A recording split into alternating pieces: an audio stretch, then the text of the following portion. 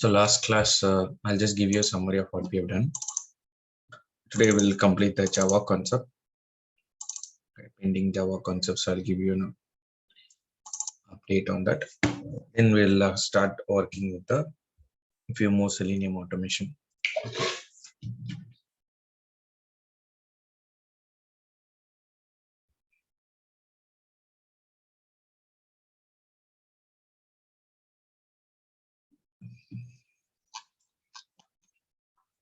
So initially we did 1 day of manual testing where we start writing the manual test case based on the requirement. Okay, and then understand the STLC, software testing lifecycle. Then we started directly getting into the Selenium concept. To work with Selenium concept, we started with Java. So Java concepts, what I told you is the mandatory task. In order to work with Selenium, okay, you should have knowledge about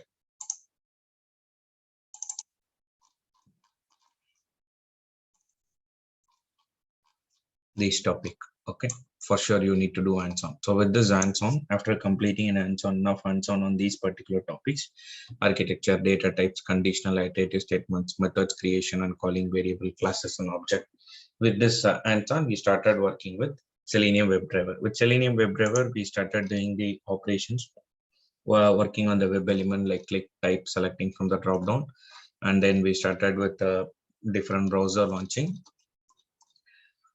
and then did the basic activities. Then drop like click, type, selecting from the drop down. So 60 to 70% of the web page will have these activities. Apart from that, frame, multiple tabs, windows, and then we work with the alert concept. These are the concepts we have done till the last class. Okay, parallelly, we were working with the OOPS concept. After completing this classes and object with Java, what I explained to you is constructor. When constructor are going to be called and what is the requirement of introducing a constructor. For example, new Chrome driver, if you create an object for new Chrome driver or object like new Firefox driver, it will try to launch the Firefox. How an object creation is doing some activity like launching the browser and all, it will be something through the constructor. Anything prerequisite for that object, you can, for that particular class, you can get it as a constructor. You can declare it as a constructor. Constructor is a kind of method. It will not have any return type. Even void is also not available, should not be given. And constructor will be called whenever you create an object. If you create a constructor, you have to call that constructor only. And it depends on the class. The class, it's not like it should have always have a constructor. If you want, you can create. If you don't want, you can avoid. By default, there will be one constructor which will help in initializing that non-static variable with the default values. We can override by creating our own constructor. That's what we have seen. Multiple constructor we created. That's basically a constructor overloading. And then by changing number of parameter data type sequence, this process is basically called polymorphism. If you see a common constructor name and class name will be same, but it looks like the same method. So method also is possible. Creating a same method, multiple method with same name, it's possible. And exact duplicate is not allowed. By changing number of parameter data type sequence of parameters, you can create n number. Okay. No. So that's what we have done in the last class. And then I gave an introduction to collections. Collections classified into two things, generic and non-generic. We have started discussing on generic type. Just extended a version of array. Array size is fixed, whereas an array list, it's dynamic. Based on the number of values you store, the memory will be allocated. Keep on extending. Okay, no need to worry about the size. So this is what we have discussed. With this concept, we were able to complete almost 70% of the Selenium concept while working on this. Okay. In Selenium, hardly if you take some 10 exceptions will be there. No such element exception, illegal state exception, element click intercepted exception. Okay, and then no such window exception, no alert window exception. When you deal with multiple tab, no such window, no alert exception. So these are the things, exceptions will be coming. Apart from that, something like element not interactable, tail element exceptions. These two exceptions also you will be getting it. I'll show you that scenario. Some basic activities and moderate level activities we have done with the Selenium. So concepts like frame, multiple tabs, alert is always important. In that, frame is something which will be hidden. You can use the plugin which I introduced to identify the frame, but in project work, you have to get the permission for installing the plugin. We installed that plugin, right? Selector Hub. Did I give you an idea about that? I think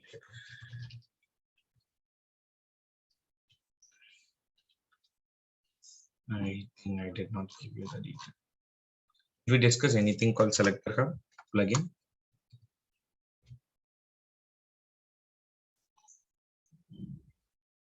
Fine, I think we did not discuss. We'll do that. Okay, Selector Hub plugin, I'll tell you, which you can add it for getting the XPath, CSS and all. You can use Selector Hub plugin. We have discussed only 4 XPath. With that itself, we were able to do most of the activities. So sometimes you'll be dealing with frame. When you deal with frame, you'll be getting no such element exception, even the locator is correct. Then you have to check for these tags. And there are some plugins which will give you the XPath and frame details, which you can try it. Just try to check, open your Chrome, okay, and try to check for Selector Hub. The third-party plugin for working in project environment. You have to get approval. This Chrome extension will be there. Selector Hub plugin.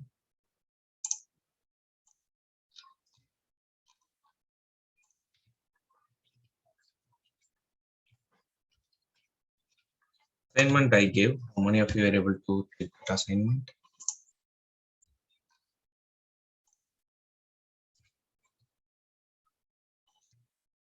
This task I gave. How many of you did get the time to work on it? Done task one. Task one will be straightforward, and ID will be dynamic in task one. Task two also. Balaji, Yeah.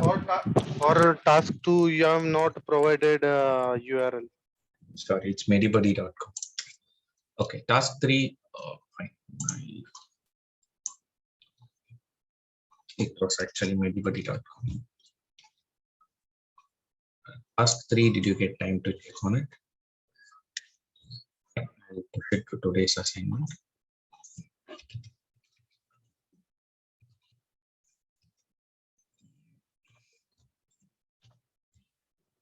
This deals with multiple tabs. I'll put it today's assignment. Okay.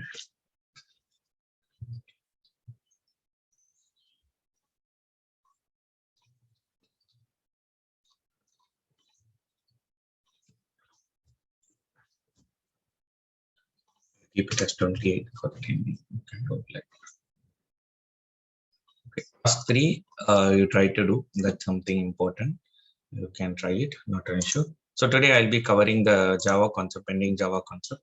So before that, you can start using this plugin, which will speed up your task. If you go to Chrome and search for Selector Hub plugin, you will be getting this. You can do just add to Chrome. Just listen here. I'll tell you the importance of this plugin. For example, I'll wanted to know the XPath for this element. For getting the XPath, you can right click inspect. It's a plugin designed by one Indian only. You can check his profile in LinkedIn. You can see here, when I inspect this element, after inspecting the element, in the bottom, I'll be able to see style computer layout. Over here, you will get the option for Selector Hub. If you choose that, it will give you the XPath detail, relative XPath. XPath is basically classified into 2 ways. One is absolute XPath, which is not used and which should not be not recommended to be used. Absolute XPath. Whatever the XPath we are discussing, that's called relative XPath. Absolute XPath is something which will start from the HTML. From the HTML, you will have to get that XPath. So for example, when you copy, most of the time you will be getting absolute XPath. Copy full path you do. That's not recommended. Anyhow, it's not recommended to be used. It's not going to be stable. And if anyone see the program, whatever you do automation with these kind of XPath, they can straightforward understand that you lack any experience on using these locators. Okay, so this kind of absolute XPath is not at all recommended and we should not use it. Most of the time when you copy, you will be getting this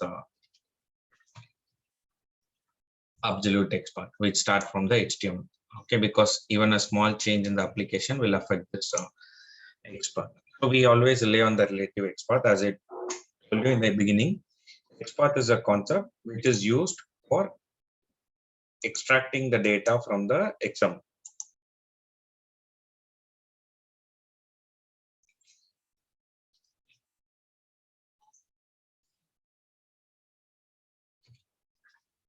You see, from XML, you see, from this XML, if I want to extract some data, we use the concept of XPath. Attribute text contains, attribute equal to text equal to following, preceding, ancestor, descendant. Lots of XPath is there.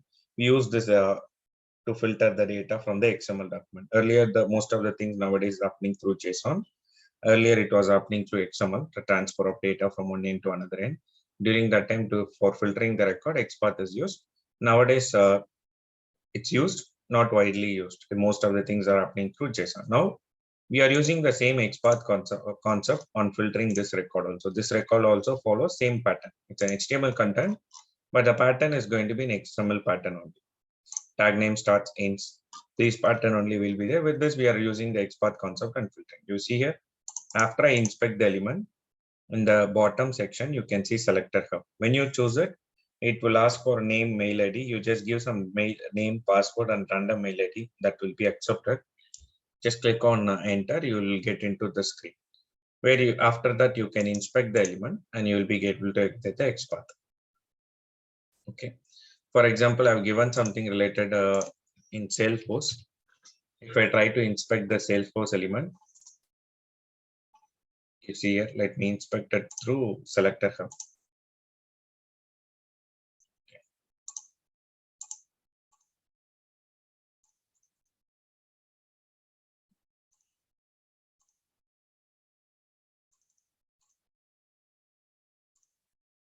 Sometimes when you inspect the element, okay, when you inspect the element, it tells. Sometimes when you refresh, it will tell that ID is dynamic. You can see ID could be dynamic.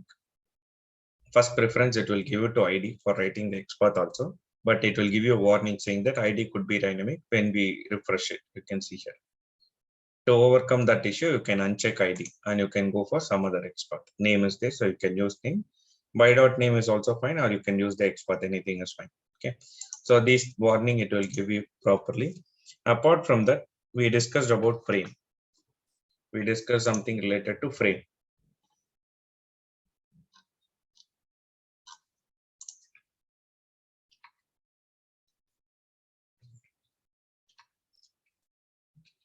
The advantage of using this selector hub plugin is lots of other plugin is also there like crowpart, TruePart and all, which you can avoid it.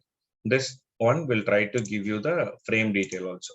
Most of the time, 90% it will work. You can see when I inspect this element, it gives the XPath of that element also. Along with that, it tells the element could be inside the frame. You have to switch into the frame. You can copy this, driver dot switch to dot frame, and then inside that you have to give web element, which means driver dot find element by dot XPath. Okay. You can switch inside the frame by using the concept what we discussed. Okay. And it will tell you exactly what frame it is.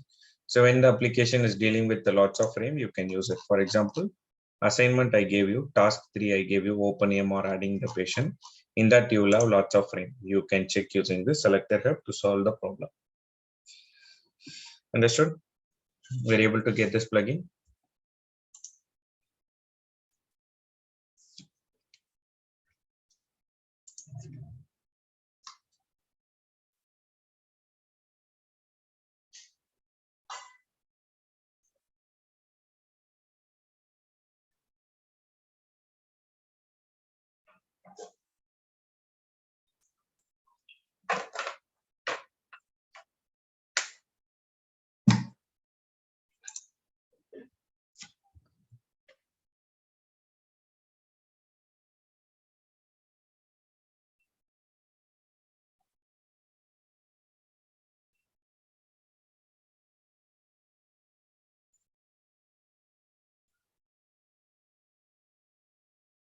Balaji, please share that link with us. One second.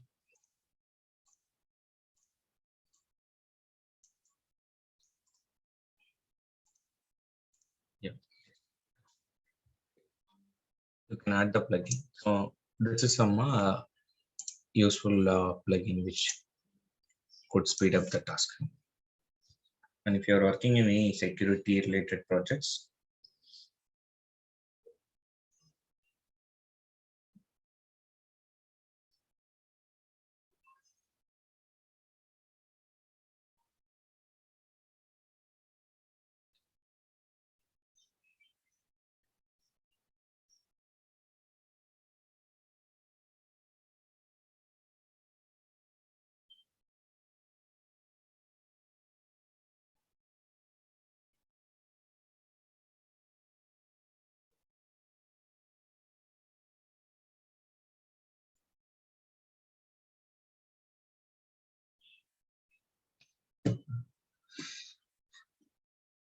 It's not working in my browser. It's showing 404 error. uh, which uh, which browser are you using right now? Chrome. Share me the screen. Just a second. Huh? Yeah.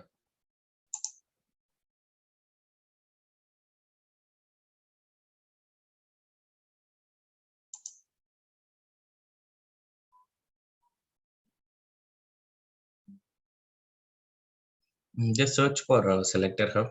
I think link is wrong. Just search for selector hub.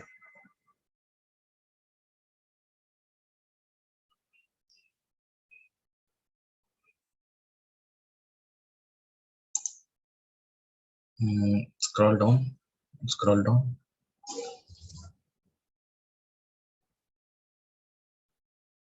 Scroll down.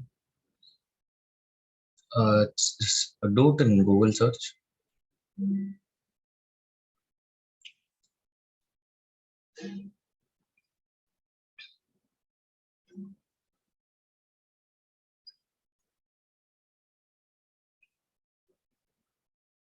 Click on that first one.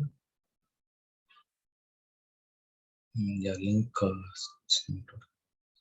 Yeah, add to Chrome.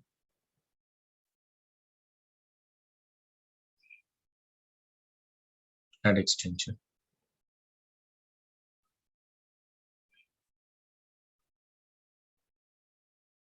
Yeah, now you can inspect the element. That is not required. No need to turn on this. Just inspect some element.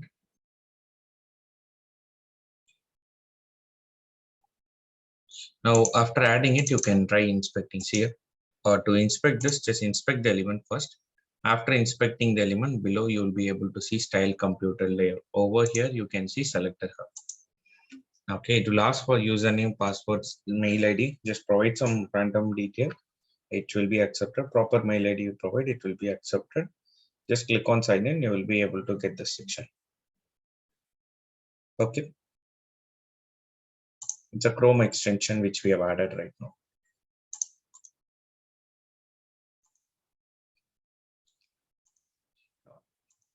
Today, we'll understand about this particular selector hub. You can add it. It will be useful for working with the assignment. Since you have not completed, or most of you did not complete the assignment, I have given that plugin which you can use it. Let's get into the Java concept. First, I'll quickly give you, see, these are all concepts which you should know. Okay. Inheritance, encapsulation, abstraction concepts when it comes to Java.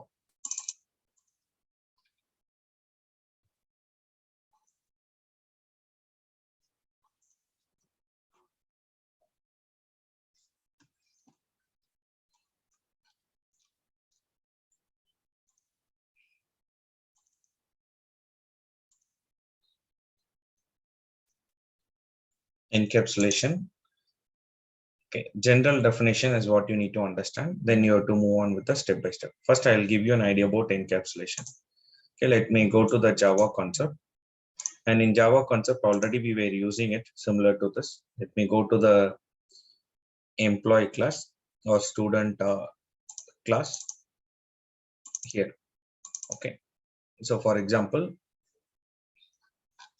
there is a option for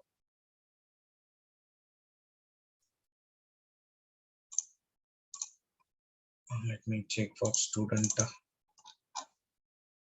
For student, let's take the scenario. I have a class student. In this class, there is a option called mail ID, and there is a option called student percentage. Okay, and I'm just creating a class. This is what we done in the last few days back, where I created few non-static variable and two static variable. That depends on the scenario. Right now, everyone is going to have a common school name. So why to keep it in the object? We try to load it in the static memory. Rest are all based on the object you create. And then I created three objects. Two object I loaded with student detail, and then trying to print the student details. Okay, that's what I'm doing.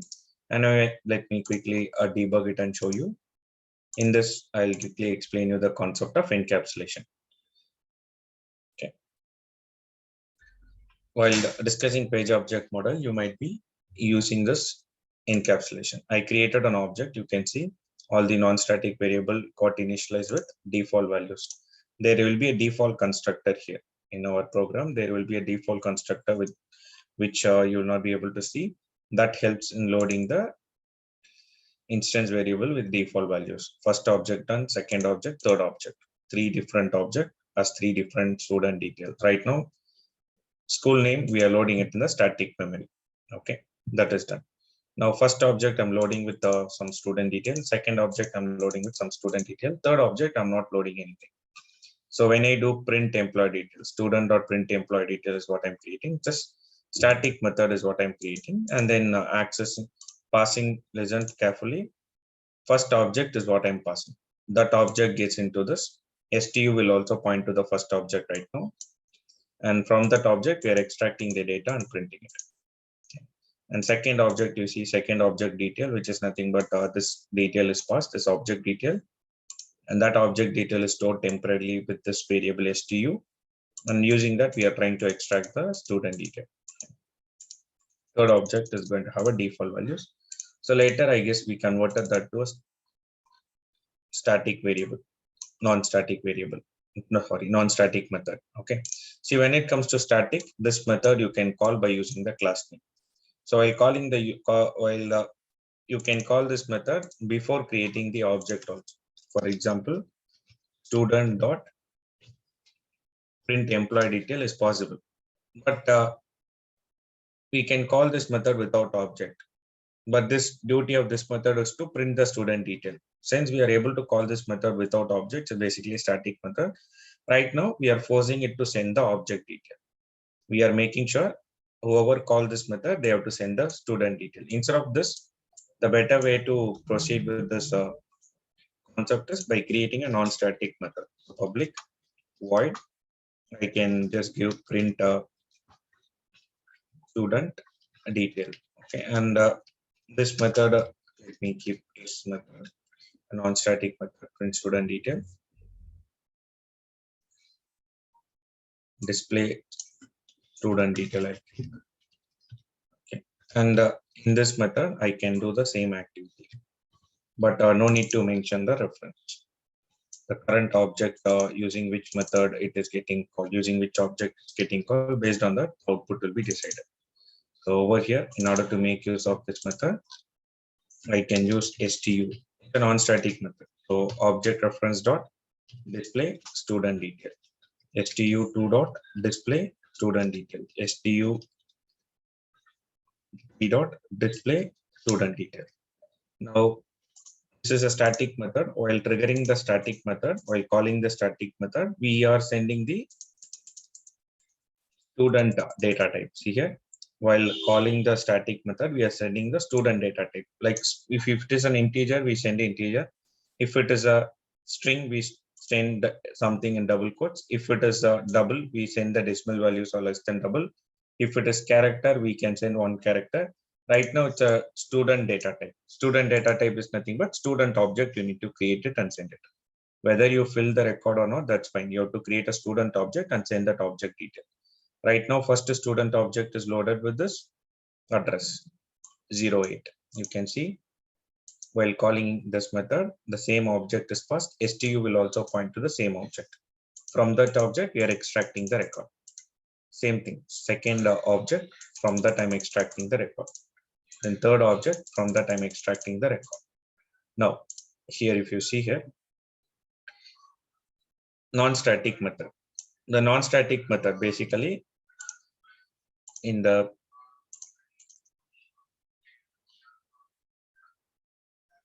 previous classes we discussed about this object as state and behavior. Object as state and behavior in the sense, this is your state. The student ID, mail ID, student name, percentage, those are all state. Object will have their own student ID, mail ID, name, and percentage. And it will have its own method. That is your non-static method. You see, stu1 dot display student detail. Now, this method is called using the first object. So the output will be based on first object. And second time calling that method based on second object, output will be based on second object. And this gets same. That's what we are doing. New Chrome driver we are creating and storing it in some reference. And using driver.to using that particular object, whatever the operation we are trying to do, it's happening in the same browser. Okay. Now, this is your classes and object concept. Any one thing what you need to understand over here is anything can be a parameter, any data type you can give. Every class is basically a concept of data type, and anything you can return it from the method. A return type can be student. If it is student, then you have to create an object and you have to return the student object. That's it. Okay. Not only a predefined, non-predefined data types. Apart from that, whatever the user-defined data types, you can pass it as an argument and you can make it as a return type. Okay. Now, next we'll understand the concept of encapsulation. See the concepts like when it comes to Java.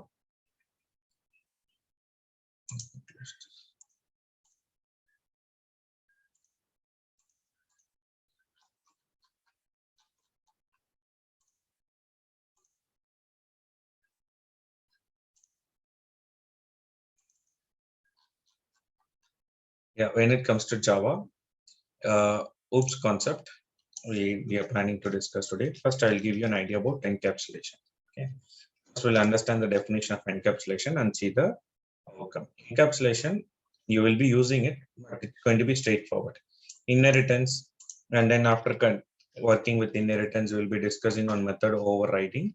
While discussing method overriding, you can easily understand the concept of runtime polymorphism. For that, you should know general definitions of polymorphism, all these things. First, we'll understand what is encapsulation. Let me show you the slide. Encapsulation is in Java. It's a mechanism of wrapping the data. You see, it's a mechanism of wrapping the data and code acting on the data. Today, we'll be discussing about Java. Next class, we'll continue again with Selenium. And this concept, what we are discussing today, it's very important. Okay. And you see the live example while creating the framework, the encapsulation, inheritance, all these things. Right now, I'll just show you with some sample code. Encapsulation in Java is a mechanism of wrapping the data. Data is nothing but variable and code acting on the data through methods as a single unit. That's basically an encapsulation concept. So in Java, to achieve this, the variable of a class will be hidden from another class and can be accessed only through the methods. For example, here we have a student percentage.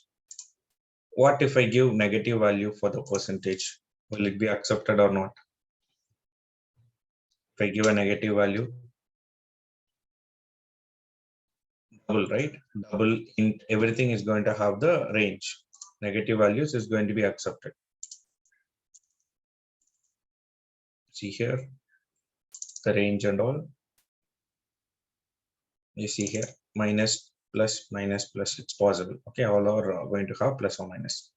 Now, if I set a negative percentage and run it, first object I'm keeping negative percentage, second object also I'm keeping negative percentage, or let me keep it as something like 1585. There is no way of percentage with value. You can see the output is displayed based on it. Any one output is fine.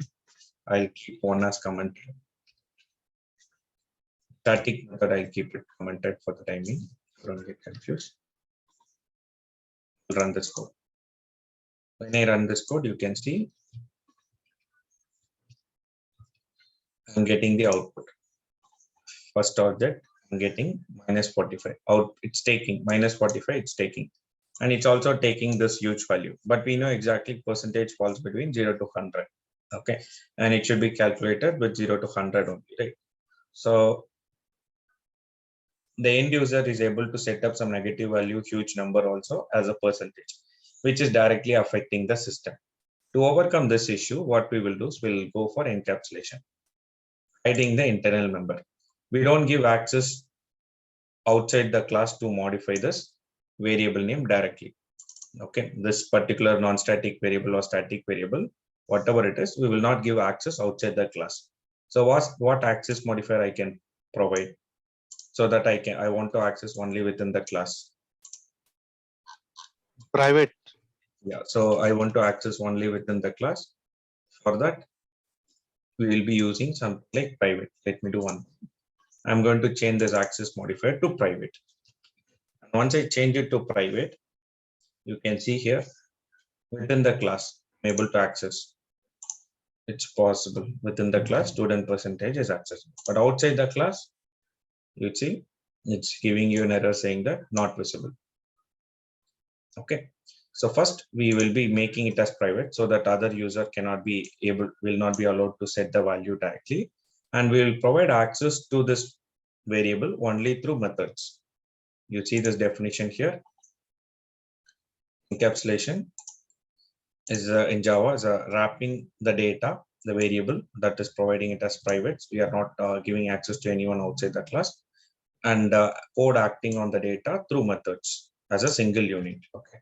So let me quickly do it. We will be creating something like getters setters method. Okay. For example, public void set. You have script to generate. I'll tell you set student percentage. I'm going to create a method set student percentage. And whoever wants to set the student percentage, they have to reach this method. This method accepts the percentage detail. This method will accept the percentage detail. Then I'll be setting up the value. Okay. Now, let me keep the detail over here. Student percentage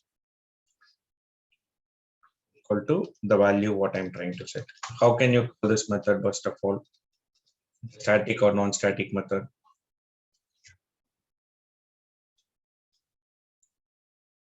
Non-static. Yeah, so non-static method we have to call using the object reference. You will have a get set method. Along with that, you will have a get method for accessing the value.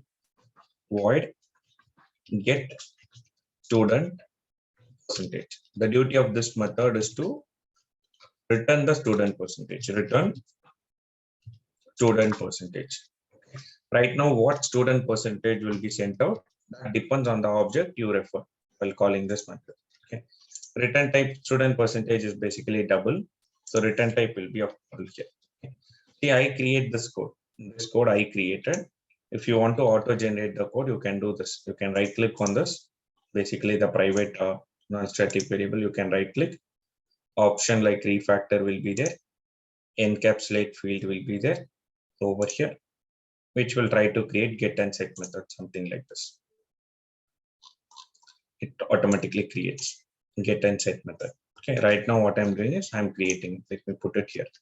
This is your getter setter. The concept is basically called getter setter. So we will not allow the user to access the student percentage directly. We are hiding it. And through the methods, I will allow them to access. Set student percentage. I'll set the value minus 45.2, whatever the value they want, they can set it. But only happens through the method set student percentage. And over here, I'll be doing stu dot set student percentage. Let me give the more values in it. Okay. But anyhow, the value will be sent over here. Before setting the value, I'll put a condition here. The condition should be whatever the percentage they are trying to set, it should be greater than equal to 0 and percentage should be less than equal to 100. I'm making sure it's falling within this range. If it is falling within the range, then load it in the non-static variable, the object reference. Otherwise, provide system.out.println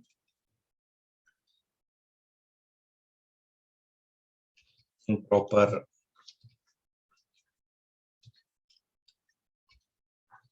value.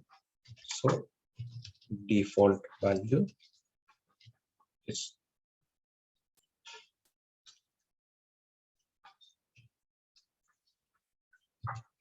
be reflected.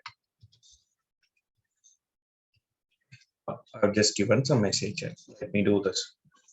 Let me give here a proper value 99 and I'll try to debug the code. When I debug this code, you see the objects I'm creating. Now, first object loading the student name, mail ID, all these are public, so it's fine, you can access it. But student percentage, it's not public, so it's private, you cannot access. I'm accessing through the methods. I call this method set student percentage and I'll go inside the method. Now here the percentage will be passed and it will compare. If it is matching with this range, then it will set, otherwise it will print this detail. Improper value, so default value set.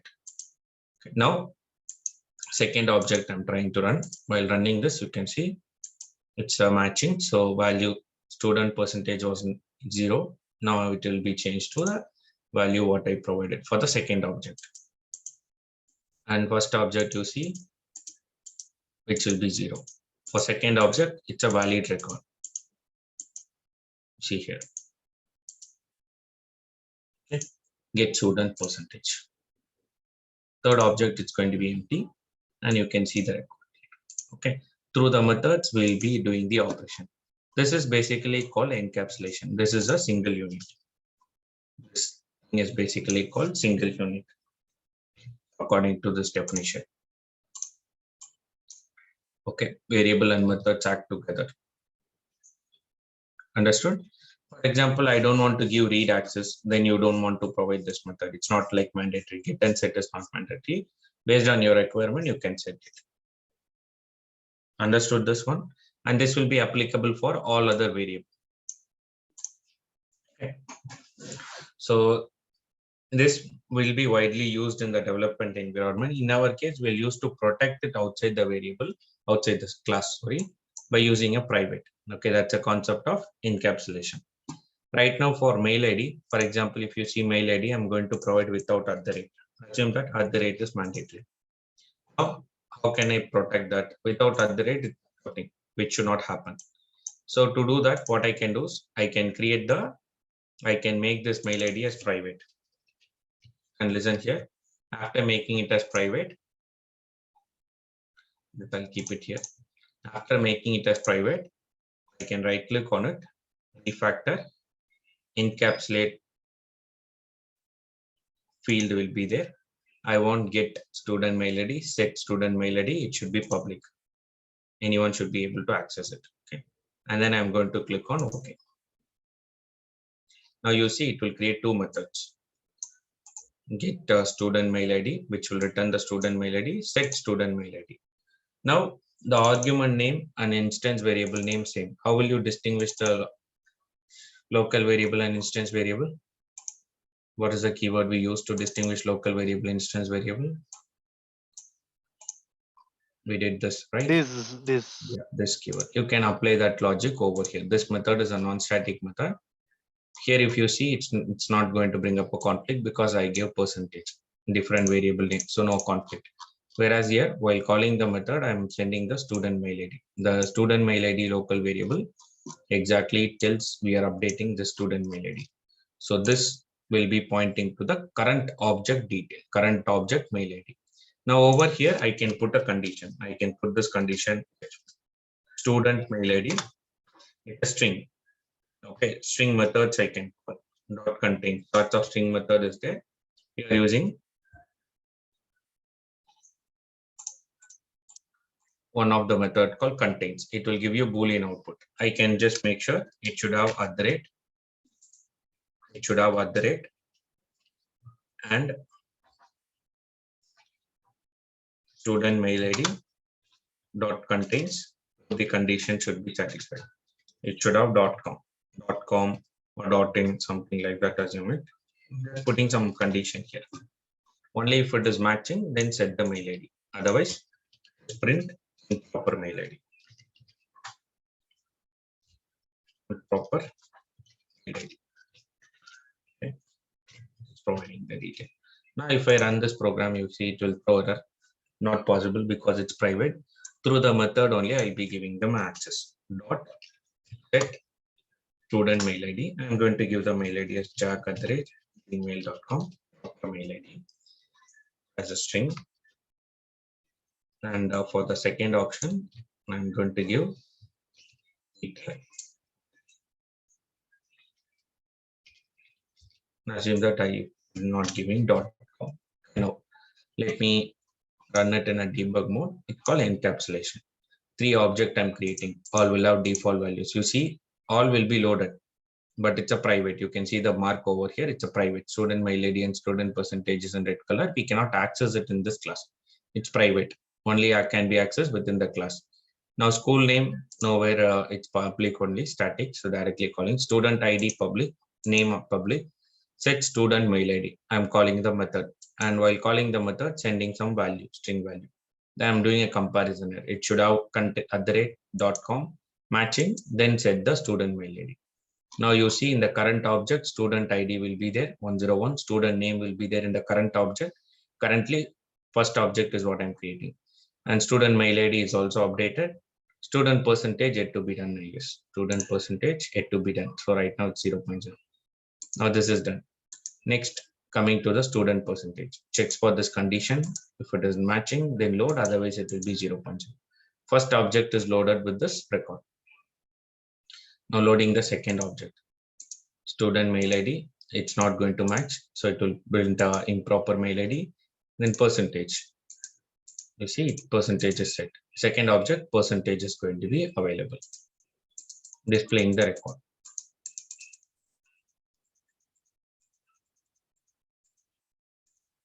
Understood? This process is basically called encapsulation. Getters setters method with the private. Okay, this is nothing but encapsulation, wrapping of data and code acting on the data together as a single unit. Understood? For all other variable also, we will be giving it as private, and through the methods only we will provide the access. And this helps us in doing the maintenance work and protect your code from crashing the system. Okay, for example, someone is trying to give the password. If the password is not satisfied, but if you don't provide any, if you provide everything as a public, it will accept that password and move on. So sometimes if the backend is not going to work with those kind of special character and all, it gets crashed. So those things and all, we have to protect it over here by providing a proper validations. And this process is basically called encapsulation. The variable of the class will be hidden from other class and can be accessed only through the methods. If you want, you can give the read access. See here, to read the value, for example, stu, let me put it over here. stu2 dot get stu2 dot get student mail ID. You see, student mail ID I'm calling. This one will give you the student mail ID of second object. If you want, you can give access. Suppose I don't want anyone to read the value. I want them to only assign the value. In that case, you can give only set method. Second, I'm not setting it. Let me provide .com so that it will be accepted.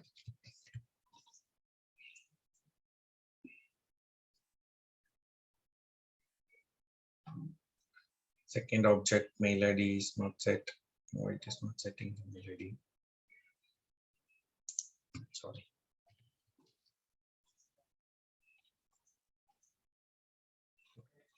Second object setting the mail ID. And get method will get the current mail ID. Using the current object, what mail ID is present, that is going to be returned. Object is what you need to track. While calling these methods and all, you should just track what is inside the object. Based on that, output will be decided. Okay, and this method set student mail ID is there. Okay, where it is going to set the student mail ID based on the current object you call. If you call stu2, then it will set the value to that object student percentage, and stu1 means that object student percentage. Understood? It's clear for you what is encapsulation? We use this in page object model, which we'll be seeing into the framework. Any doubts with that? Okay. One way is by creating a getter setter method. Other ways by constructing the constructor. Listen carefully. I want to give it as private. I want to set the student ID automatically. I want to set the student ID automatically. How to achieve that? I made it as private. If I made it as private, no one can access it outside the class. So it's become invalid. Now, whenever I create an object, I wanted to set the student ID. When I create first object, I want to set it as 101. When I create second object, I want to set it as 102. Third object, I want to set it as 103. How can we achieve that? On object creation, I want to do some activity like object creation browser is getting launched, right? Similarly, on object creation, I want to do some activity using which concept we can load the value.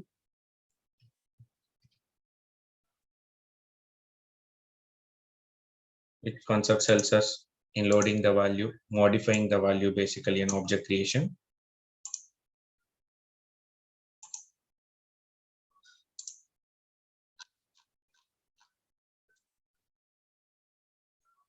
So on object creation, I want to set some value to the student ID.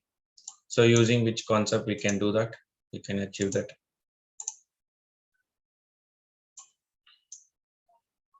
Is that clear for you? You can create a constructor and assign the value. Let me do that. I'm going to create a constructor here.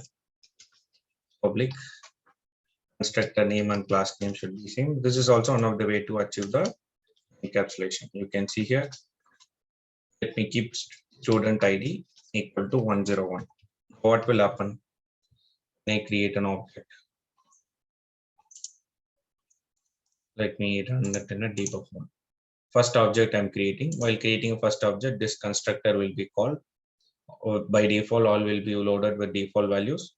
Now we are overriding with 101. In the first object, it will set 101. You see student ID. In second object, I want to set it as 102. But as of now, hard coded 101. So all the object, it will be setting it as 101 only. So how can we do that? In third object, I want to set it as 103. So what we can do?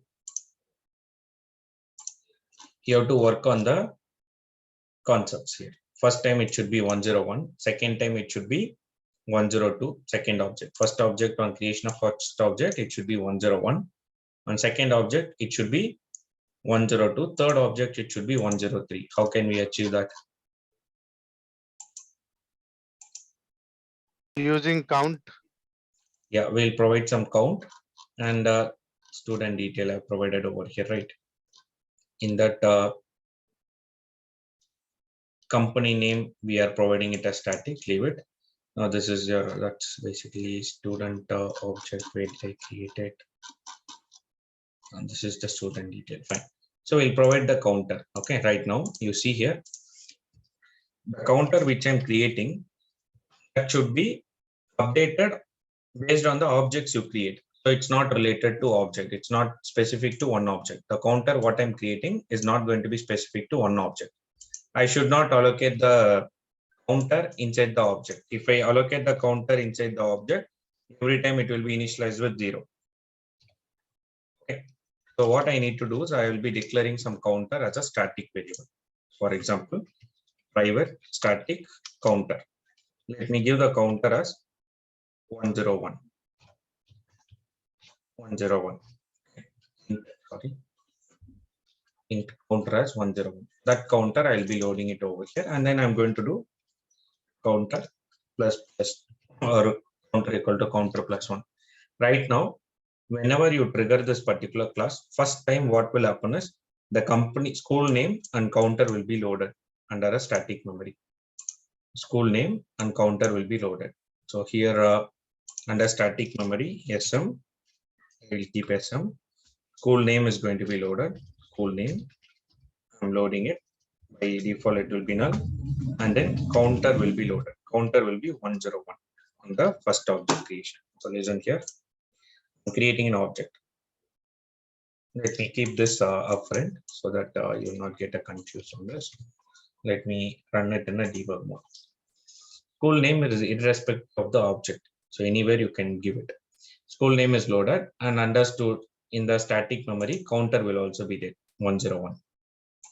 Now, first object is what I'm creating. You see, it comes to the constructor. In constructor, whatever the counter value, school name is global school, counter we have declared it as 101. And it will be initialized with 101. This is not respective to object. Right now it is 101. Now, I'm setting that 101 to current object. Current object is first object. In that I'm setting the student ID as 101. Now student ID is 101. Counter is going to become like increment to 1. Counter becomes 102, you see here. Right now. That's it. First object will have the value 101. Second object I'm creating. Now counter will be 102. That will be added to student ID. Now it will become 103. Okay. Now third object, you see 103 and 104. Counter right now it will be 104. Okay. Suppose if I make it as non-static, what will happen if I make it as non-static? See here, first object I'm creating. Under first object, you will have student ID, student name, null, student mail ID, null, student percentage, it will be 0.0. And then counter will also be there in the current object. But every time it will be initialized to 101. Right now you see student ID will be set to 101 and counter inside the current object will be incremented to 102. In first object, you see counter will be 102, student ID will be 101. Second object I'm creating. For this also, there will be student ID, student name, student mail ID, percentage, and counter will be initialized with 101 by default. It will be initialized with 101 under the second object.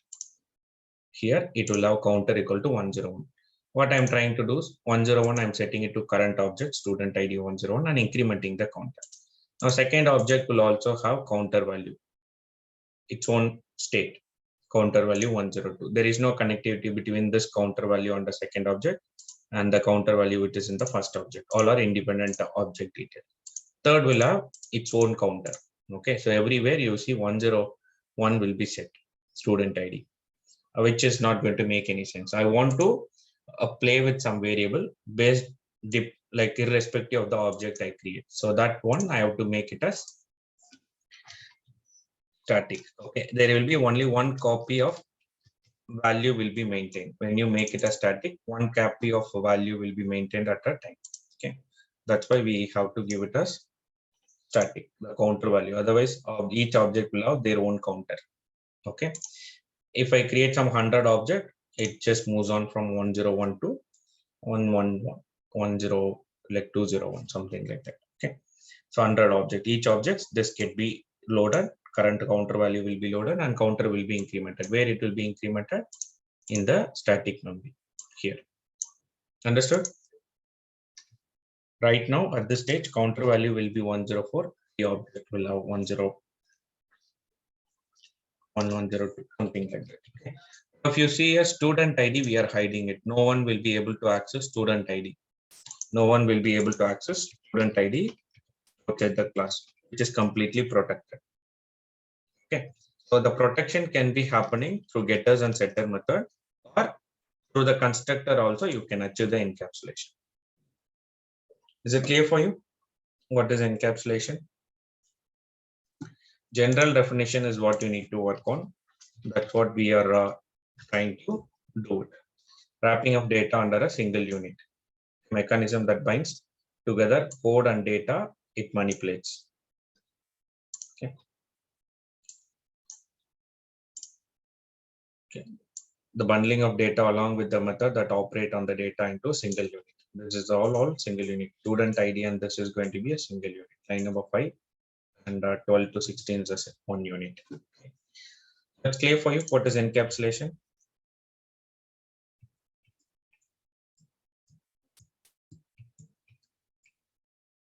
Now, next concept, I'll quickly give you an idea about inheritance. Our data, I'll try to give you an example. oops concept, I'll create a package quickly. Com dot. Just understand this carefully. This particular package. Already there's a oops concept. I created some interface. Okay, let it be.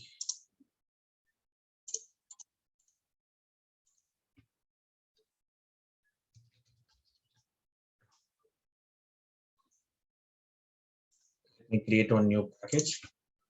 Com dot nsc dot oops.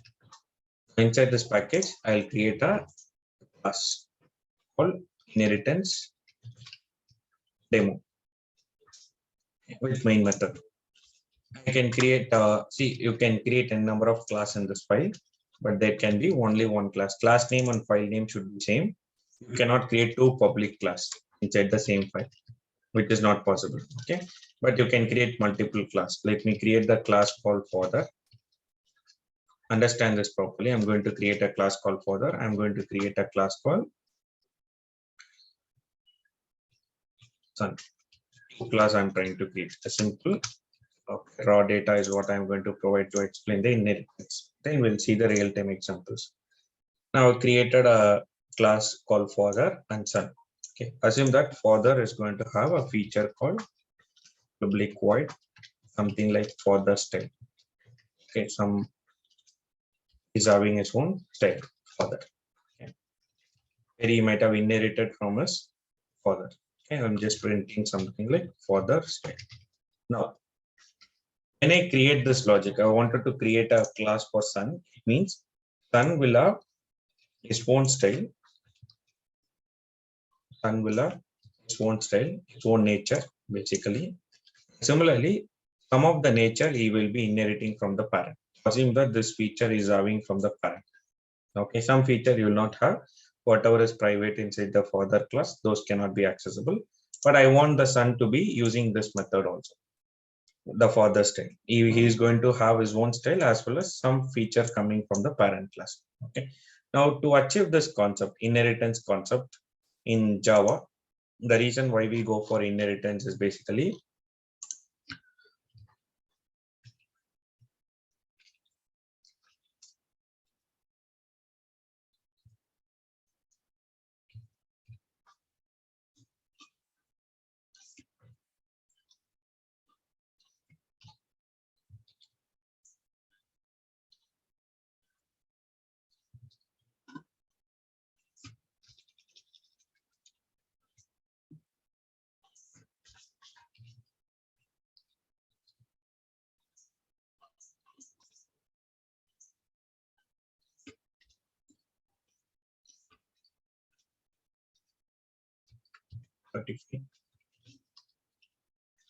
inheritance.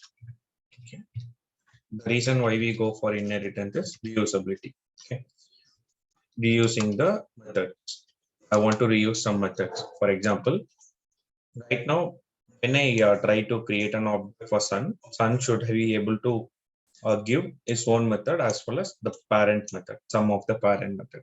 So if I want to achieve that without the concept of inheritance in Java, if I want to achieve that, I have to recreate this method. If there is a grandchild, then grandchild will have his own feature as well as some of son feature and grandfather feature, right? So I have to recreate these methods again and again in each and every classes to achieve this concept. Now, if I recreate the method, as I told you earlier, recreation of code is not at all recommended. That too, method, it's not at all recommended. It's not a proper coding at all. Okay. So instead of recreating the code, I can use the concept of inheritance by just providing the keyword extends further. Okay. When you do this extends further, son extends further. Now, if you create an object, if you do this, this is an inheritance. The concept of inheritance is nothing but process where child succeeds the properties of parent, where we will try to inherit some of the feature from the parent child. Like for the likes and which son is having quality of father. Inheritance Java, parent or superclass, and child or sub or derived class, that is basically a child classes. We'll see instead of while using this particular extend keyword, what is going to happen? Everything is going to be relayed on the object, what we learned. The concept what we learned in the previous classes, right? That's going to be the source. Without that, you cannot learn the inheritance. This concept.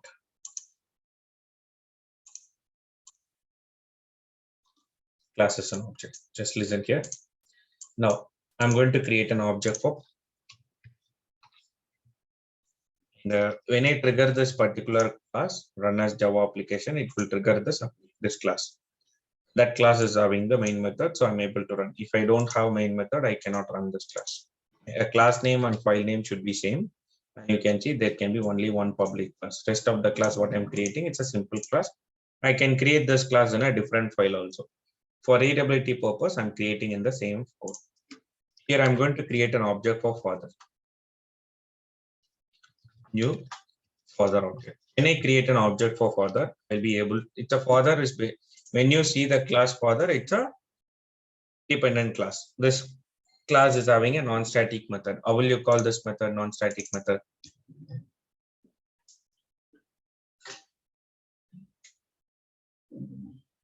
Using object.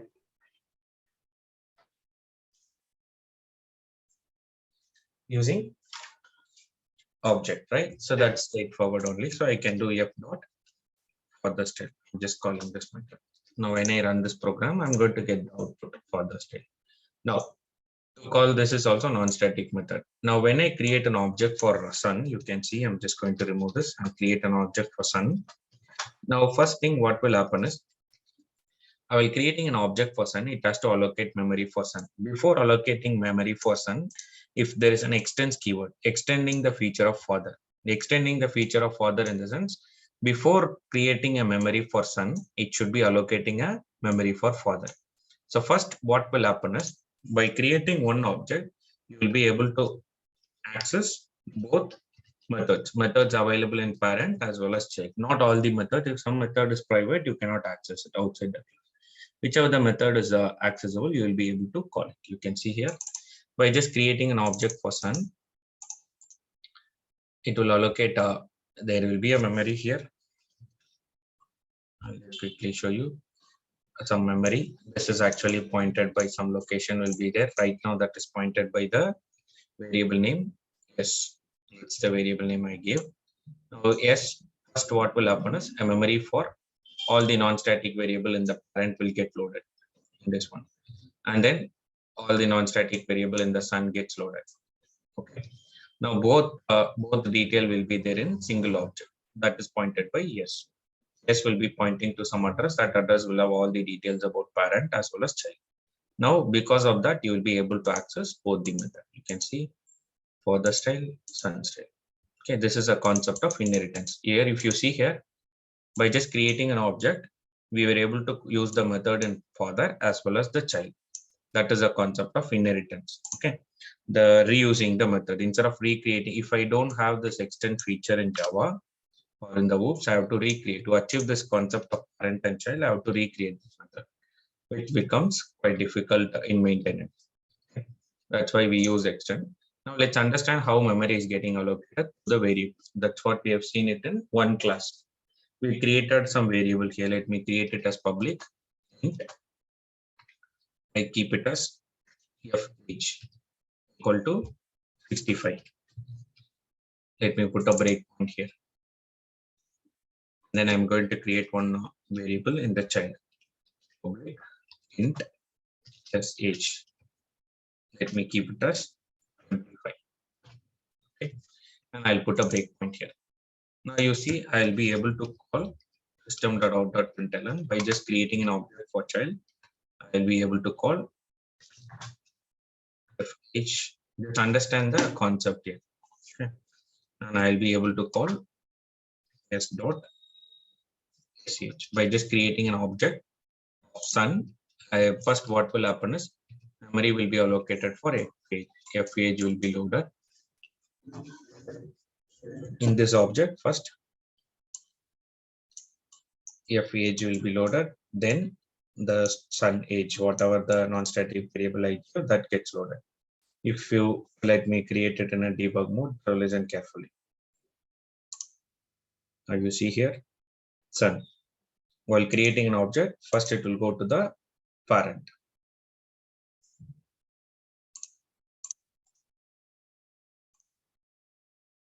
Okay. Now if you see, first the value f age is getting loaded. F age is getting loaded. Now after loading the f age only, the s age will be loaded. Right now you see it's 0. F age is getting loaded. Parent memory will be allocated first. When you see extends keyword, first memory will be allocated for parent. All the non-static variable, static variable, whatever it is there, memory will be allocated for parent. Then it will come to the child. The memory will be allocated for child. All this happens under single object. This will be able to point to both some address. That address will have the detail of parent as well as child. Understood?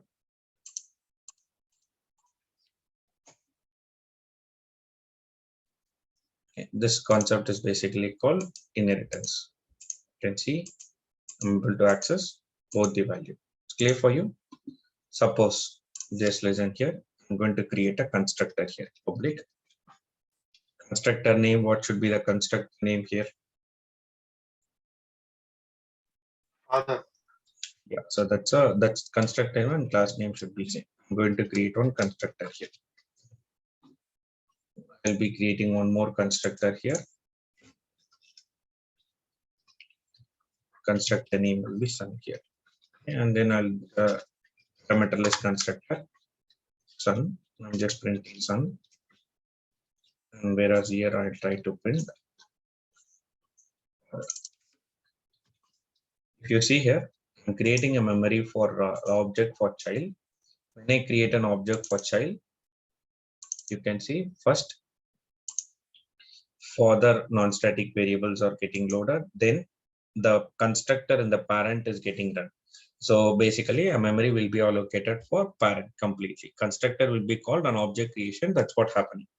While creating an object for son, first memory will be allocated for parent. You can see parent constructor is getting called. Then once that is loaded completely, then the son constructor is getting called. Okay. Now this object will have all the details present in parent as well as child. Understood? By just using the extends keyword, what we are trying to do is we are trying to extend the feature of parent. Okay, we are trying to reuse the method available in the parent by just creating an object of son, the child one. Is it clear for you? Got an idea about this? The constructor, how it get called, all these things.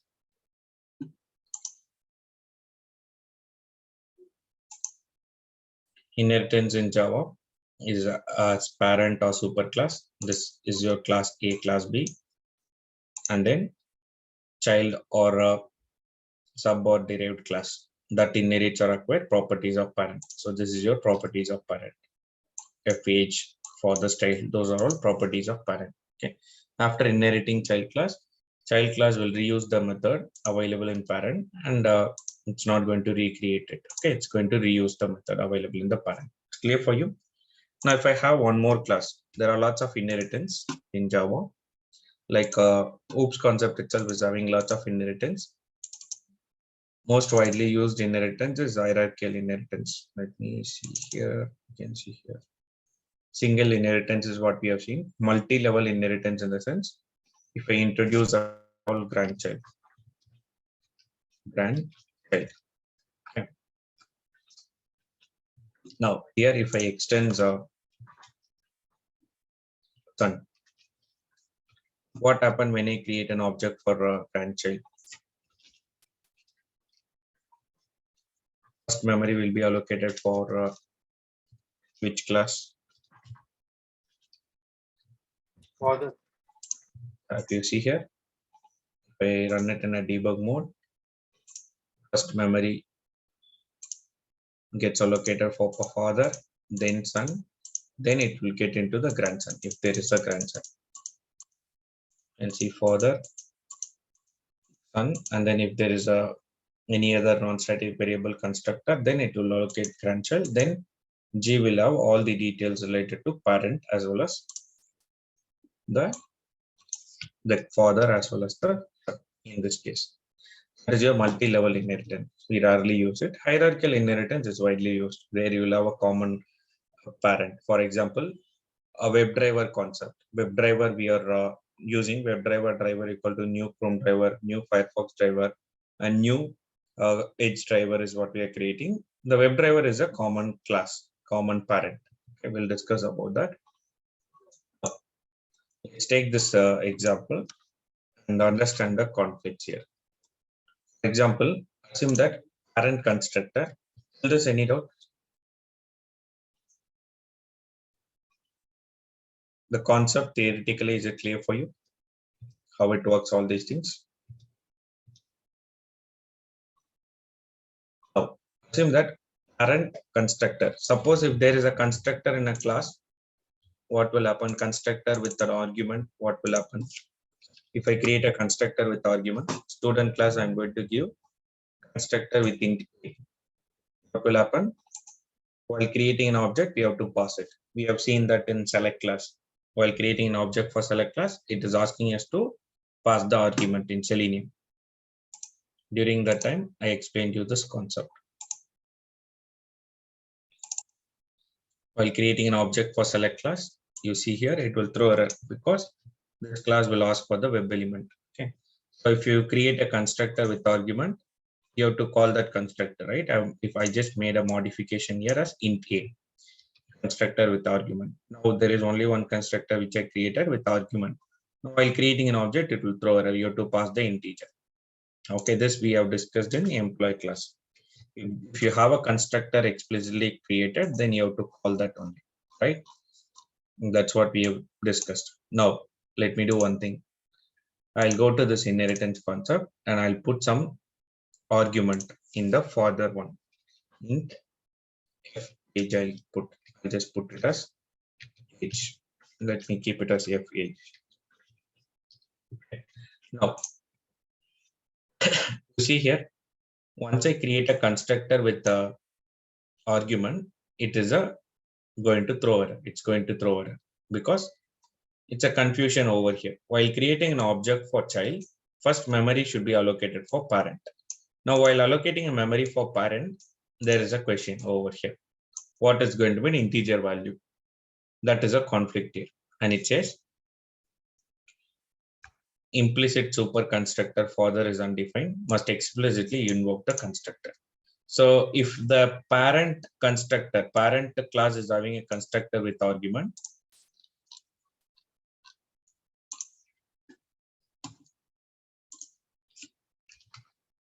parent class is having the constructor without argument. Let me keep it without argument. Then you see here, implicit super constructor further is undefined. You have to explicitly invoke the constructor. So without argument, if you do, then parent constructor will be invoked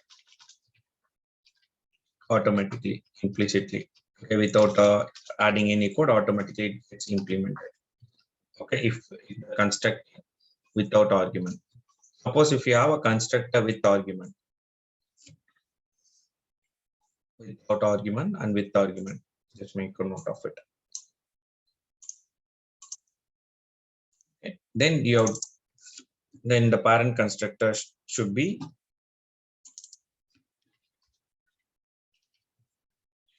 invoked explicitly. You have to do it. You have to explicitly invoke it. Got it? Now you see argument with integer. The parent is having an argument integer, it got confused. How to supply the integer? You have to supply the integer. To supply the integer, you have to use first statement. First statement in the constructor of child, you have to add it something like super. This will point to the current object. This will point to the current object. Super is something which will point to the parent constructor. Understood? This will point to the current object, current reference. Super is the keyword which will refer to the parent detail. You see here, super have to pass the, you see it will ask for, basically we are calling a constructor explicitly. You have to call that constructor by passing the integer. I want to pass the integer value. So son, you can do this. Son gets a age as age, comma, int of age. Now, in this while calling the super, first I will be calling the constructor. F age, and then here this dot s age equal to s age, the local variable. And whereas here I can do that's you can use this dot f age equal to f age. Okay, now if you look here, while creating an object for sun, how many constructors there in sun class? In sun, there is a constructor with 2 arguments. So you have to supply that argument for sure. Let me give 60. And then let me give it as 20. Let me debug this code.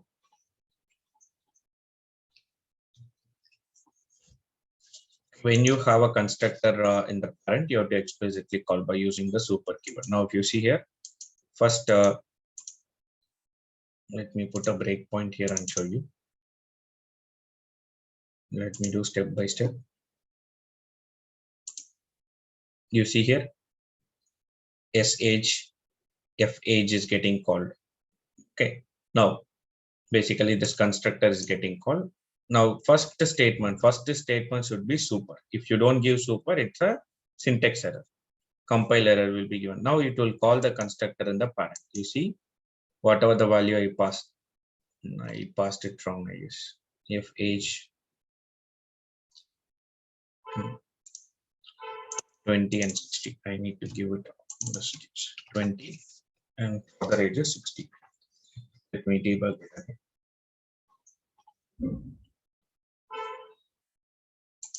Okay, you see here, first S age is 20, F age is 60. Calling using, you have to explicitly call by using the super keyword. Now you see here, F age. We will use the super keyword while creating a framework to refer the parent variable. You see, super that F age is passed. That is going to be set it to F age.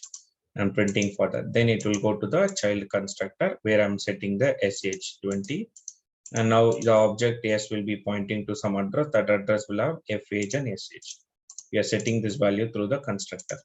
Okay. Understood? If you have a constructor in parent without argument, not an issue. Automatically it gets called. But if you have an argument, your duty is to call that constructor by using the super keyword. Understood? Any doubts with this?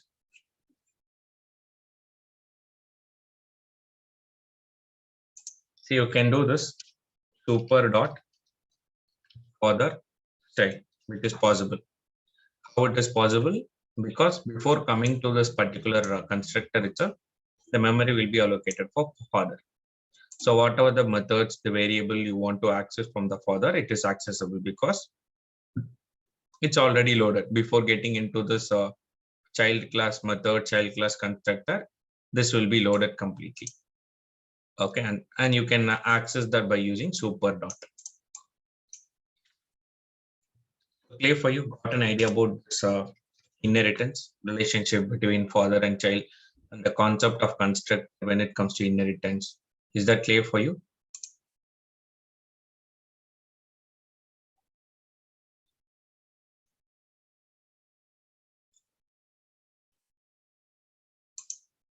Okay, let's see some real-time example on this inheritance concept. Any doubts with this? First of all, okay, let me quickly give you now some real-time example.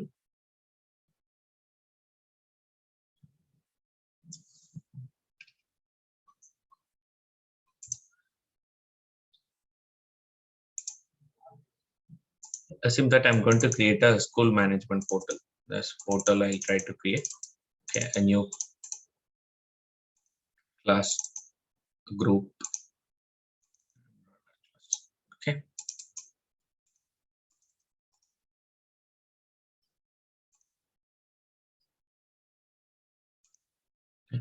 Assume that we are going to create a school management portal. Let me close this. I'll create one new project, Java project. I'll create project name. I'm going to give it as school management. Finish. Understand the concepts. What we've seen right now is all the concept related to inheritance. In just 1 hour, we have seen all the concept related to inheritance. Now, how it is used in real time is what you need to understand. Any random example is fine. Actually, whatever I have told you, we are already using it. If you see here in the Selenium concepts, we are already using it. Okay, by creating a child or by creating an object for Chrome driver. The Chrome driver is going to have lots parent data. Chrome driver will have the parent. You see driver dot. If I do, it's not only giving you the method in the child. Basically, based on the left hand side, it will show you the detail. It also gives some method from the parent object and all. You see that's a parent method. By just creating an object for child, we are able to access the method in parent also. You see here some object. Object is basically a super class. So whenever you create an object for a child, memory will be allocated for parent. That's why we are getting the object. So that concept is what we are going to see with the school management portal. Let me create a Java project called school management. Inside that, I'm going to create a package. See what we are going to do is, I wanted to maintain the school records of the student. Let me keep the record for the student and then professor. Okay, student record and professor records I wanted to maintain. When it comes to student and professor, I wanted to maintain for student. I wanted to maintain the student ID. Student, let me keep this as ID. It will be like student ID I wanted to keep. Okay, let me open that document. That is basically an assignment task.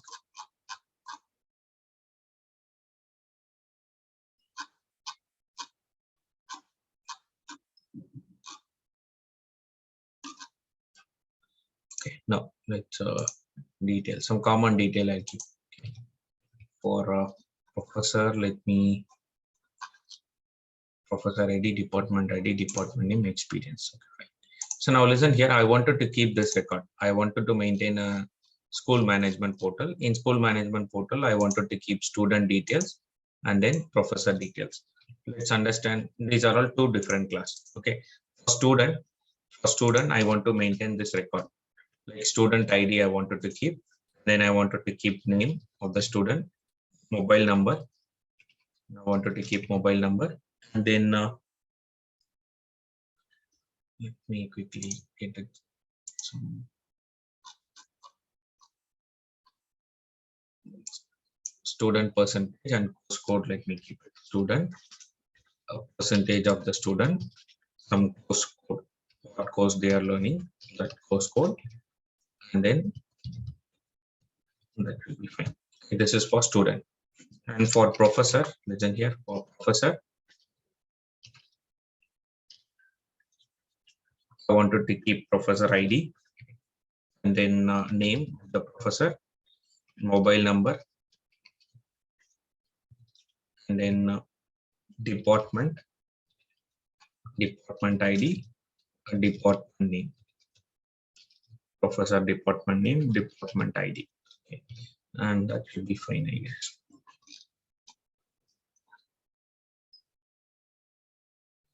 Okay, so these detail I wanted to keep. Now for this, what I can do is I can create a two different class with all these are non-static variable. But assume that you have a few more things like professor, a few more employees will be there in school, like securities will be there. For security, there will be some records I wanted to maintain the security details, their ID, name, mobile number, and the address details, all these things you have to maintain. Now, okay, when you take these kind of scenarios and all, you will have some common records. For example, every student, professor, all these are going to be considered as a person. So I can create a class, individual class, by keeping this record. That's not going to make any difference. It's going to work by individual record. But if I want to change the name, or if I want to change the mobile number, then I have to, for professor, I have to disturb this class. For student, I have to disturb this class. It's an independent class. Now, what we can do is we can use the concept of inheritance, and we can take the common record from all the persons related in student, professor, security, common record, and we can keep it. For example, here I'm going to create one new package called com.nsc. Let me keep it as base. Inside this package, I'm going to create a class called person. Okay, simple class called person. Here I will be keeping the common record. For example, for student ID is going to be specific to student. The person's record, any person, for example, any person you take, there will be a name. Default name will be there for sure. And then mobile number. Mobile number will be there. Let me make it as everything as public. And then address string. Let me keep the address. These are all some common record for the any students or professor. These are all going to be common record, which we can put it as a parent class. So these are all mandatory record which needs to be available for student, professor, or whatever whoever is joining that group. Different groups will be there, student, professor groups, and before fifth standard there will be set of groups, like primary groups and all. So I assume that for every person in the school, they have to maintain this record. Okay, name, mobile number, and for example, okay, ID will be individual. For example, student ID will be there, or if it is a person ID, you can keep it. Like if it is a generalized ID for all the groups, you can keep it. Or if it is something like student ID, they are maintaining separately. Professor ID, they are maintaining it separately. Then it is not going to be a common record. Okay. Address, school name, school address, those things. Let me keep the school name, school address, which is going to be common for all the employees. Okay, all the person related to this, right? So string, school name, and let me keep on everything. I'm making it as public. Later I'll change it. Static string, school address. This is nothing but person address. This will be school address. I created a class. I'm going to create one more package. A new package I'm creating. com dot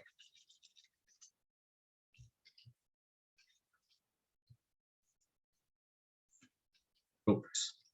Okay. Inside this package, I'm going to create a two different class. One is student class. Other one is professor class. Two different class. Here, assume that I wanted to maintain the record, like public. If we don't have an inheritance concept, what I need to do is I have to declare name here also, string name here also. Okay. Just let me do it for student. If I don't have the inheritance concept, I have to declare name. All these record, I have to redeclare it in all the places. If we don't have an inheritance concept, I have to declare it here. I have to declare it in the professor also. Okay. Maintain the record.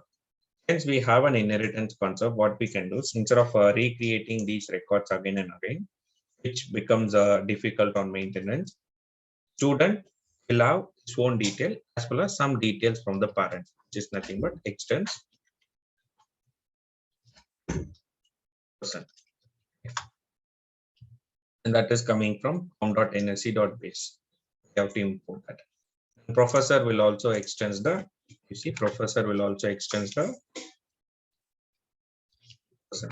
Right now, let me create, let it be like this. Apart from that, what I'm going to do is I'm going to create one variable called student ID. Student ID. Okay. And one more variable here called professor ID.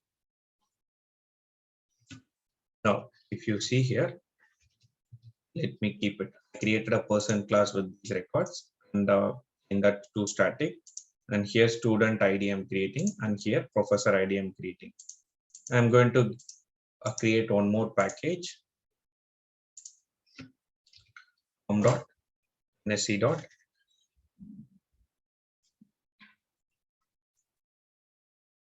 management. Now, inside this package, I'm going to create a class.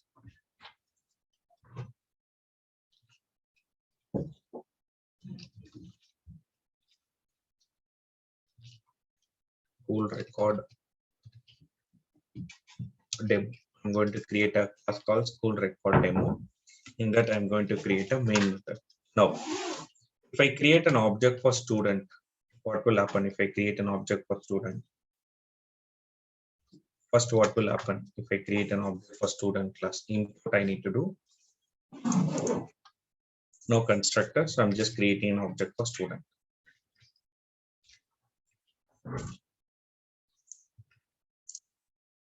Here, when I create an object for student, first thing, it will allocate memory for parent. It will allocate the memory for parent. Then it will allocate memory for child.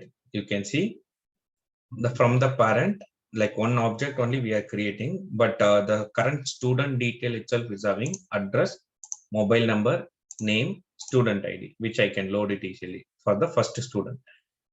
Okay, what we are trying to do here is a concept of inheritance. We are trying to reuse the methods and variable in the parent class. By just creating a common class, the inheritance what we achieved over here is nothing but a hierarchical inheritance. Okay, so what I did over here is I wanted to keep student record, professor record. Okay, these records I wanted to keep. Now, to do it efficiently, what I can use it, I can use the concept of inheritance. I can take out the common record from student and common record from the professor, and I can create one parent class where I can keep the records. Okay. Now, what I can do is I can create a object for child. When I create an object for child, first memory will be allocated for parent. Then it will allocate a memory for child. All this will be under a single object, so that you will be getting one student record here. Address, mobile number, name, student ID. You have to add the encapsulations and all, which you can do it later. Right now, well, let me do it directly here. stu one dot name. Like, let me give the student ID first, 101, and stu1 dot name. Student name I'll try to give. What are the other records we'll have?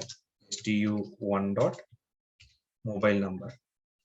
Like mobile number should have 10 digits, those things and all I'll be giving it. And stu1 dot mobile number, you can give it as long. It's not going to support it as a integer. We'll have to give the data type as long. Let it be integer right now. Later I'll change it. And stu dot, you see address, mobile number, student ID is done. Then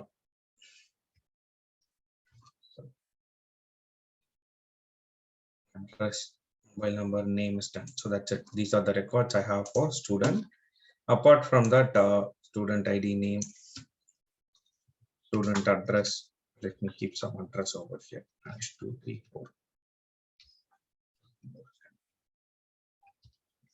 This record is loaded right now. Now I'll be creating a method display student detail, and then I'll call that method. Right now, what we are doing over here is by creating an object for child, you're reusing the methods variable available in the parent. You see, stu will have its own record, mobile number, John, name, mobile number, address detail. Okay, first object. The second object I can create, I can load their own record. Now, if I want to add one more detail, one more common record, some other detail or pan detail, if I want to add to get all for all these detail, I want to add some other detail or pan detail. I can introduce over here. Once I introduce over here, that needs to be allocated. That will be automatically allocated in the while creating the object for child. You don't want to disturb always the student if you want to add any common record. For keeping the professor detail, you see here, how to create an object for professor. New professor. Now, if you see here, under professor object, I'll be having professor ID. I'll keep it as a 001. And then for professor also, there will be a name.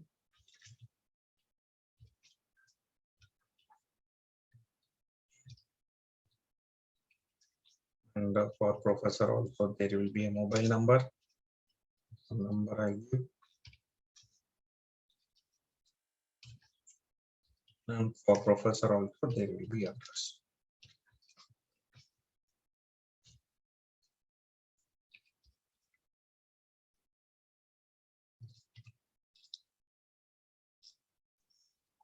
Okay.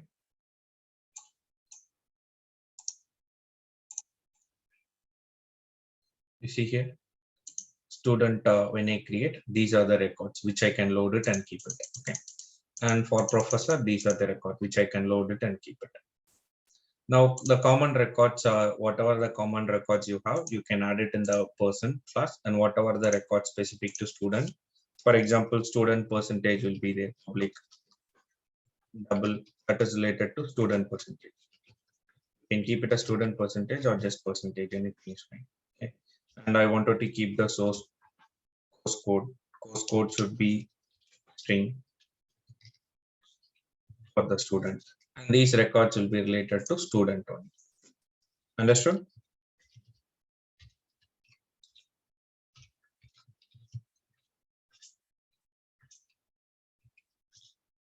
And stu one dot student percentage. Encapsulation, you have to add it.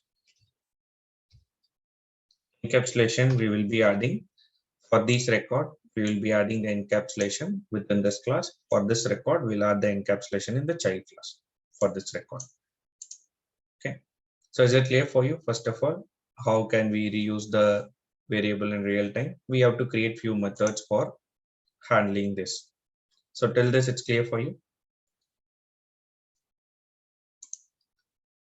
how it is used in real time. Okay. For example, Chrome driver you take. Chrome driver is going to have a parent called in Selenium concept, Selenium Java dot. You have a class called Chrome driver, right? Let me go to Chrome driver controller. Chrome driver. You have a class called Chrome driver. And you see Chrome driver extends Chromium driver. Let me go to Chromium driver, and you can see Chromium driver extends remote web driver. Just keep a note of it.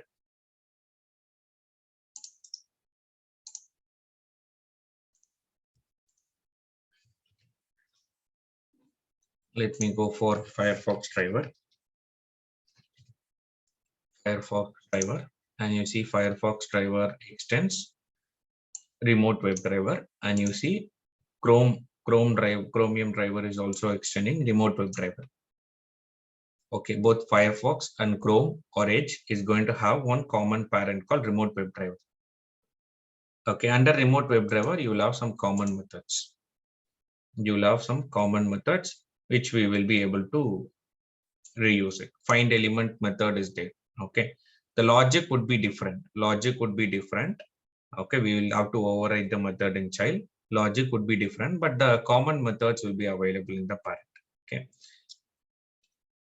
so clear with this? These are all methods which we started using, but it's not actually coming from Chrome driver. It is coming from the parent of Chrome driver, that is remote web driver. Remote web driver is going to be a parent of Firefox driver also, but we are creating an object for new Chrome driver, new Firefox driver.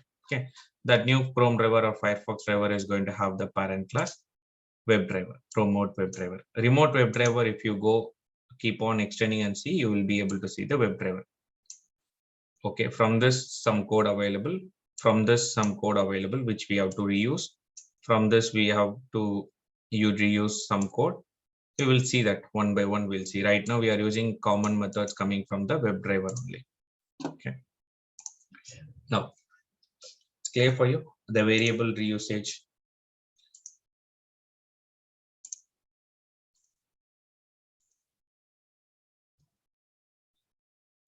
Now mobile number should be like mobile number we are allocating, right? That should be, I'll assume that it should be a 6-digit number. So how can we protect that?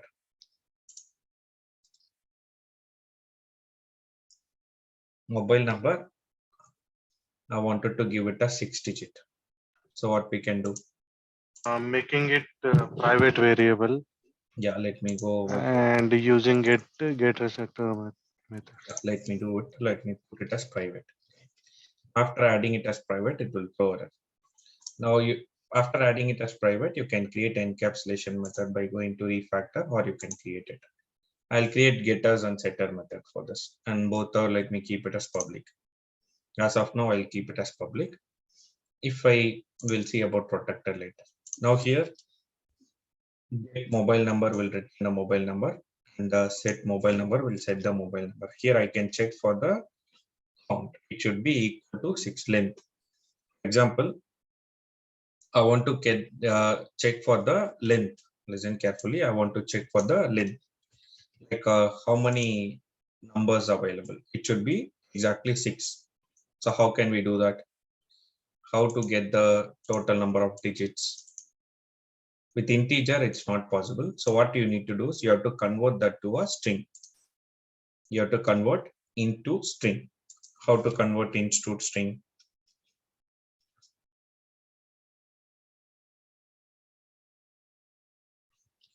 The string is a class, not there will be a method like value of string dot value of, you see, string dot value of mobile number.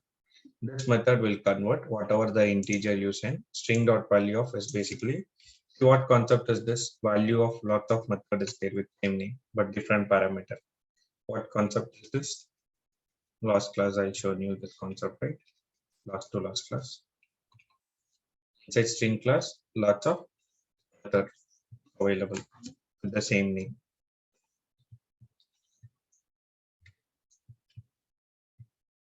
Here, lots of method with the name of value of same method. What concept is this? It's a concept of, Method with different arguments. yeah, overloading concept. Okay, method overloading concept. Change the number of parameters, sequence of parameters. That's a concept of method overloading. Okay, this is also an example of method overloading. Now what I'm trying to do, see, for understanding number of digits available with integer, we cannot get the count. What I'm trying to do is I'm converting that to a string. After converting that to a string, I can do dot length. For example, if string dot value of, you have a method value of, if you pass a boolean, it will convert to string. If you pass a character, it will convert to string. If you pass a double, it will convert to string. There is a method with integer also. If I pass mobile number, it will convert to string. Dot length I can do. Dot length will give you the total number of characters available in that. I can give equal to 6. If it is equal to 6, then I want to allocate the number. Otherwise, I will try to message saying that system.out.println provide 6-digit.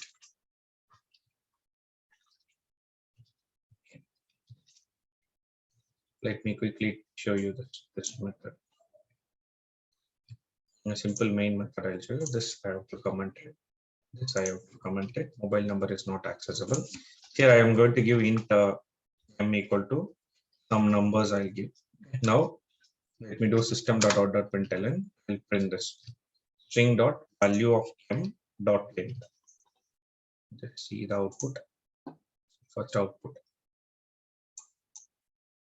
You see, it's printing 8.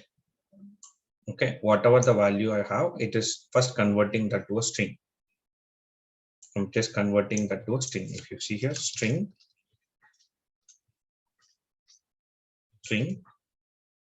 equal to variable equal to this. And then string size, I want to know number of character available in the string. You can do dot length,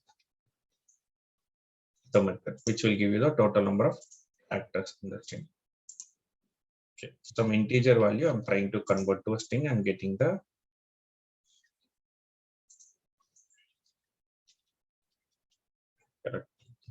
number of character. Understood? With integer, I will. There is no method for getting the count of integers and all. So I'm just converting that to a string. And after converting that to a string, I'm checking for the length. So whatever the integer value I give, it will be converted to a string. Then I'm checking for the length. If the length is equal to 6, matching with 6, loading the value. Otherwise, provide 6 digit.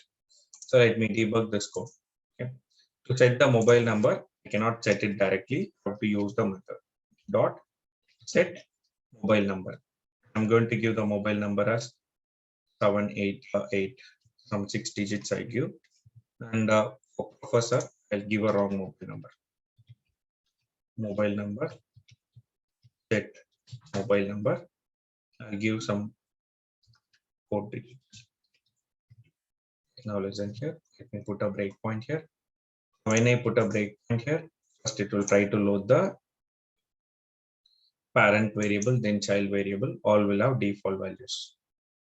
Now I'm loading the value one by one. Now for set mobile number, I want to go inside the method and see what is happening. Step into. You see mobile number comes into picture. It's an integer. That integer converting to a string and then checking for the length. If it is matching, then also allocating the mobile number and the current object. Current object will be holding student object, first object. In that already loaded address, course code, mobile number, name, student ID, percentage is loaded. Now first object will have all the records. Okay. Now second object you see mobile number I'm trying to set. It's not going to match. So print provide proper record. It will have default value as a mobile number. Understood?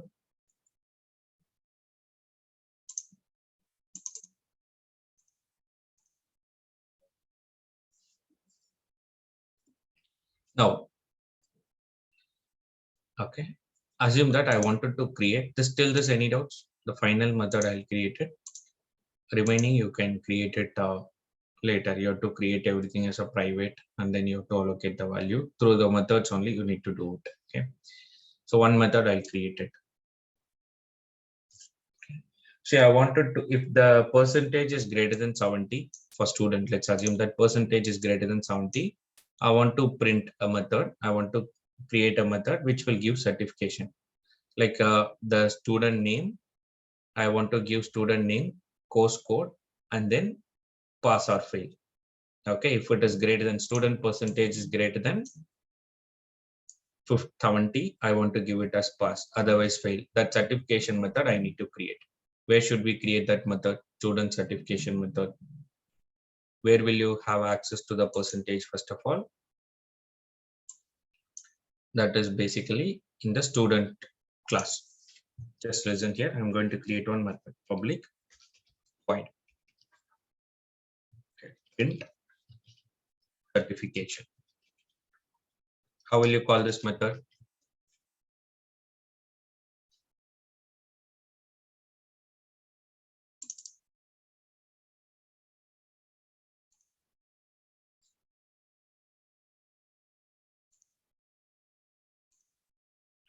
How do you call this method? Print certification.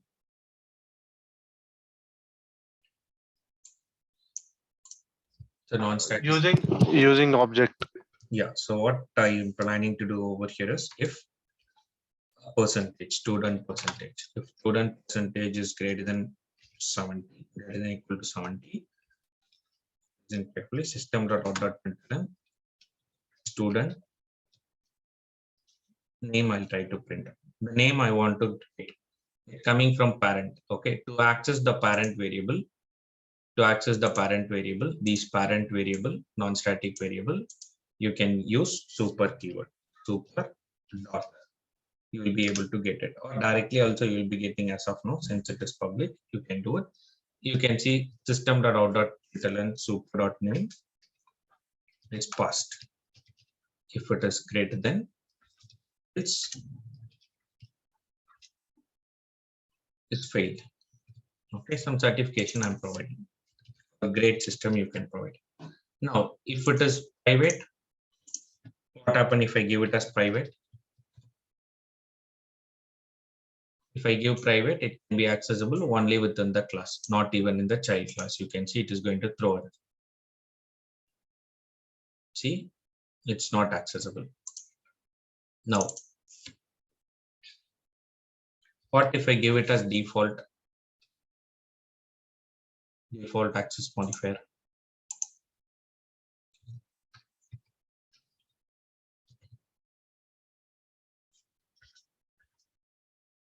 Within the package, you see within the package, you will be able to access, but it's not within the package. It's in a different package. So this access modifier also will not work out over here. Okay. So two access modifier, that is one is protected. If I give protected, that can be accessible within the package. Listen carefully. Within the package and also to inheritance.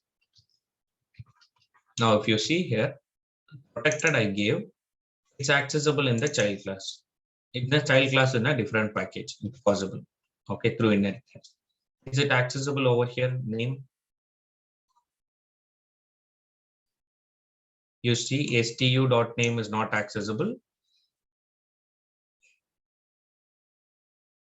Okay, the reason why, that is the difference between protected and public. If I give public, it is basically accessible anywhere. You see, I'm able to access name here. But when I give it as protected, if I give it as private, only within the class, default within the package, only com.nc.base. If I give it as a protected, it can be accessible within the package as well as in the inherited class. You can see this class gets inherited, so it's accessible. Whereas if I inherit over here, extends student, then I extends a person, then it will be accessible, but we should not do that. Unwanted inheritance, we should not do. We have to understand why we are planning to do inheritance. Here we want the usage of parent reference, so parent variable, that's why we are trying to use it. You see name, it's not accessible over here. That's the access modifier concept. Let me make it as public, we'll change that later. If you see here, I can call this method. This method, how to call it? By using the reference. Let me do this. stu1 dot print certification. The concept of inheritance, detailed view of the inheritance here.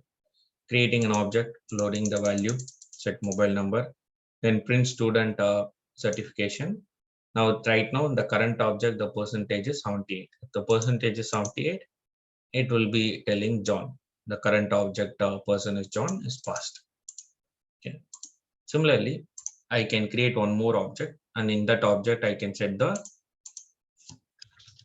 percentage student stu2 equal to new student. That I'll try to set stu2 dot name smart and stu2 dot percentage. Percentage I'll keep it as 50.2. Now, if I run the second object, you can see I need to call the method. Sorry, stu2 dot print certification. You see, for first student it will be passed, second student is failed. Understood? How objects is helping us to do operations easily. Okay, inheritance and all through static, non-static variable only, you will be able to achieve this. Okay. Along with that, you can understand the access modifier. If I give private within the class, default within the package, and if I give protected, wherever you inherit, you will be able to access it. And only if you give public, you will be able to access over here by creating the object. Otherwise, you will not be able to access because there is no relationship between this class and person class. Okay, if it is protected only in the child classes, it will be accessible. So is it clear for you, this method? Got an idea about this inheritance concept?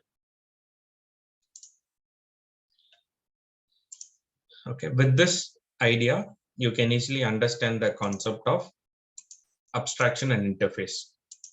Okay, that's going to be very simple. All the concepts on constructor with parameter, without parameter, this keyword, super keyword, and all it's created.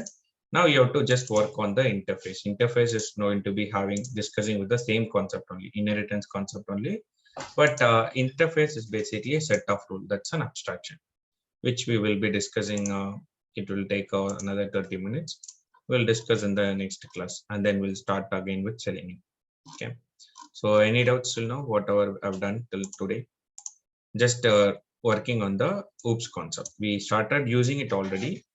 Now you might get some clear idea on the OOPS concept, but the same thing we'll work on the framework. We'll be using the inheritance concept in the framework level also. Okay. So that's all for today's session. Next class will work on abstraction quickly, where you will be able to see runtime polymorphism. And then we'll start with Selenium again. Selenium pending concepts we'll try to work on the next class. If you have any doubts, let me know. Otherwise, we'll wind up the session. Any doubts? Fine. Okay. You can complete the assignment. It's today there is no assignment. Just complete the assignment which I gave you previously. That is enough. If you want to work on classes and object, this inheritance concepts, I'll share one more assignment which you can work on.